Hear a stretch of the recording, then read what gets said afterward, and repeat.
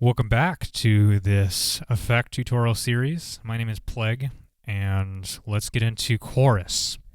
Now, chorus is available on B and C. Now, this is not a harmony effect. This does not create a harmony. That is an effect on the MK2. The MK1 has a chorus, which does a little bit differently. So then what the heck is a chorus then if it's not a harmony? It sounds kind of harmonious, but it is actually more closely related to your flanger and phaser than your transpose and pitch bend. So what this does is it takes your sound, it copies it, and then delays the sound just by a little bit. It processes that signal with a low frequency oscillator. Now, this delay of the copy is pretty large. It can be up to 50 to 60 milliseconds. And the overall idea is that it gives you the auditory illusion that you have many of the same voices or sounds at the same time, like a chorus. There's the name. So this is what makes the weird sounds that we hear at the higher levels of the chorus.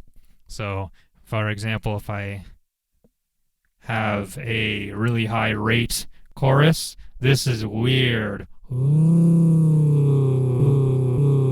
Yeah. There are three parameters. There are rate, depth, and effect level. So with the rate, this is the speed of the modulation. I mentioned that it delays it, and it'll move back and forth like this within a specific range. This is the rate at which it's going to be moving back and forth. So you can hear the sounds.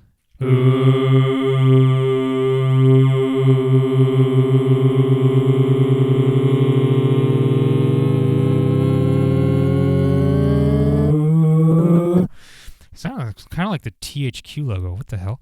Anyways, so you can hear the copy kind of moving back and forth, speeding up, and it's both numerical and time-based. I usually use the time-based ones if I want to skip to a specific sound really quickly. Here's an example of how I'd use the rate of the chorus in the time-based measurement to jump to specific values to make it sound different.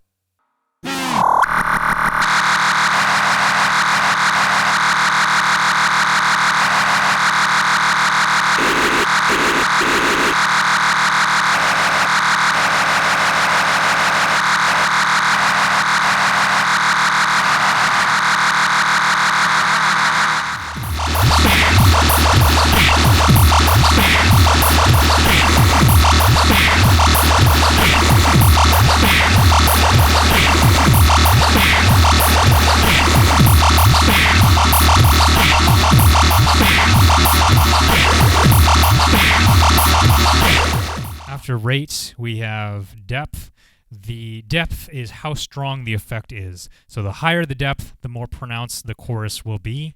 So you can hear the different tones it creates better with this, like the highs and the low notes. So if you want to hear more of those or want those to be more prominent, go ahead and increase the depth, and you'll be able to hear those come out a lot more. I'll increase the depth to 100, and I'll increase the rate by a lot more.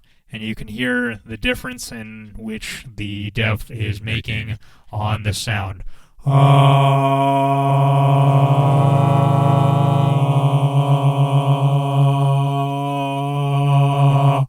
Sometimes you'll want a lower rate on the chorus, but you'll want the depth to still come out. So we have this.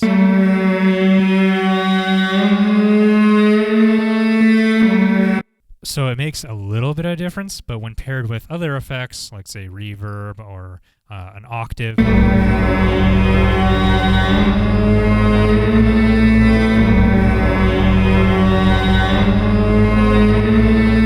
it just gives it that extra juice, man.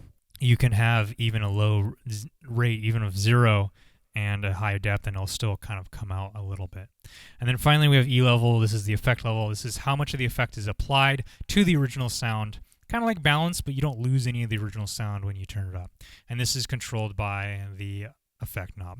This effect might be stereo. In my testing, it looked like it was happening differently in each ear, both visually and auditorily.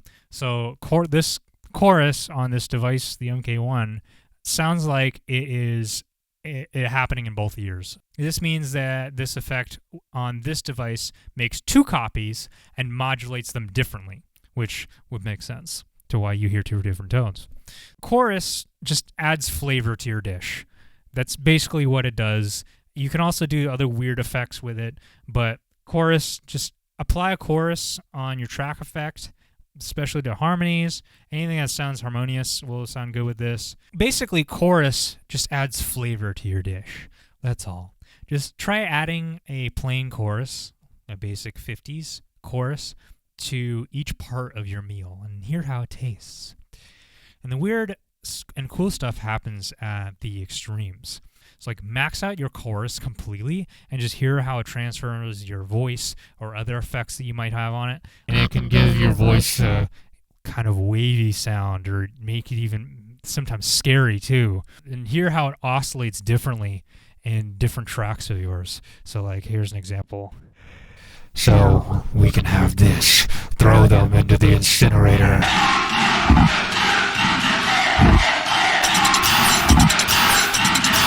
Incinerate. Yes. So experiment, play around, hear how it oscillates, and makes your voice sound in the 100s.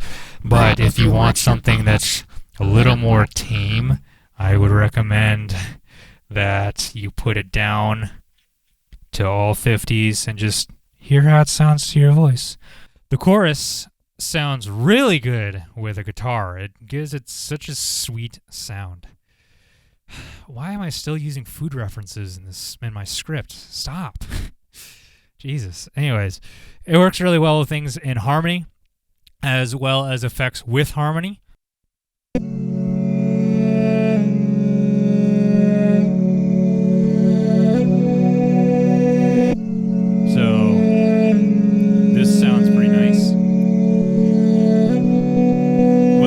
Careful that you don't bring your depth up too high, because then it can actually sound almost like it'll clash with the rest of what's going on. But if you play around with the values, you can get something that sounds pretty sweet. So for me, I like using the numbers in the rate more than the actual value, the note values. So whenever I'm playing with the chorus, I'll use the numbers instead of the actual time-based measurements. The only time I'll use time-based measurements is really when I want to skip around like quickly to a certain sound. But for the most part, I'm using the numbers.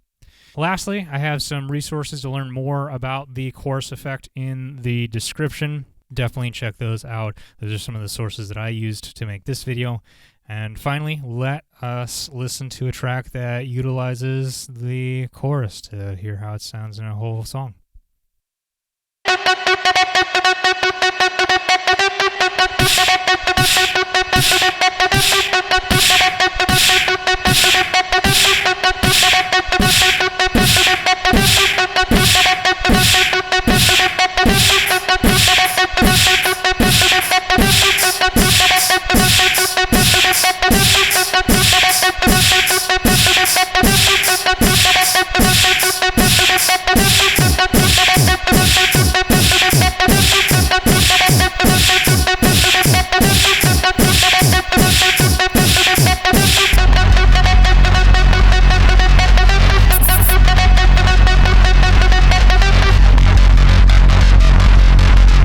Oh yeah, it's about to get serious.